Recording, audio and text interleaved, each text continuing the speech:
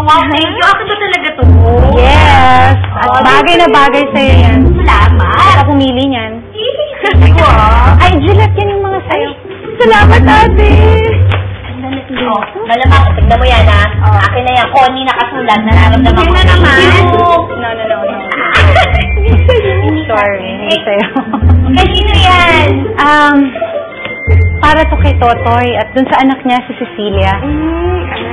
I wonder, nagkita na kaya yung mag-amang yan?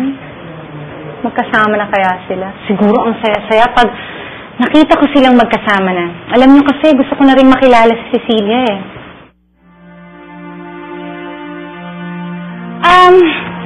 By the way, may balita ba kayo kay Totoy at dun sa anak niya? Oo, ito nga, nagkita na nga, magkasama na daw silang dalawa, so okay na. Talaga? Oo. Paano niya nalaman? Nakausap niyo si Totoy? Hindi. Oh, paano mo nga nalaman? Paano na nga natin nalaman, Juliet? Ay, ate, di ba si Kuya Militan pumunta sa Piet dati? Yun nga, pumunta si Militan sa Piet, tapos nachika niya, nalaman niya na magkasama na silang dalawa. Yun. Kasama ko si Militan eh, wala naman siyang nabanggit sa akin ganyan. Baka pagod, tapos nakalimutan lang niyang sabihin sa'yo, ikwento sa'yo, alam mo naman yung makakalimutin na, huwag masyado napalala. Oo nga. At saka alam mo, di ba pagod ka, malayo ang biniyahe mo, so ano ba naman yung umakyat ka na sa kwarto mo, magpahinga ka na, kami na bahala dito, huwag mo naintindihin yun, ha? Ayoko magpahinga.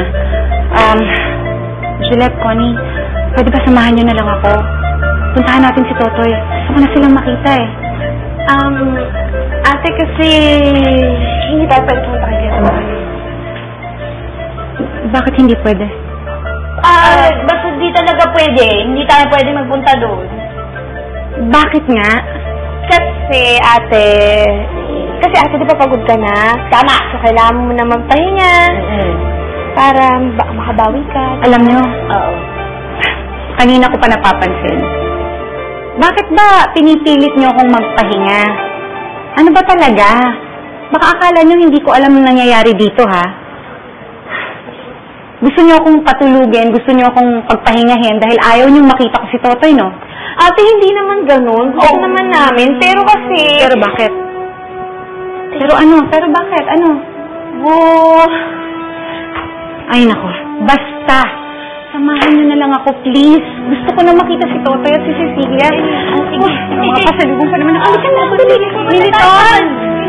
Ate, paano sabi kay Ate Ana yung totoo? Malay ko, bahala na. Halika na. Hoy, ano ba kayo? Tara na! Ate, pwedeng may sasabihin muna kami ni Ate Connie. mabuti pa pumasok muna tayo sa loob. Upo ka muna para maintindihan ko sabihin na. Para naman kayong dalawa. Pwede patigilan niyo na ako kung ano man yung sasabihin niyo sa akin. Mamaya na pag nagkita na kami ni Totoy. Tsaka baka makita pa tayo ng ina. Hiyalis ka na! Sige na. Nilito nito, oh. Ana? Saan ka pupunta? Miguel.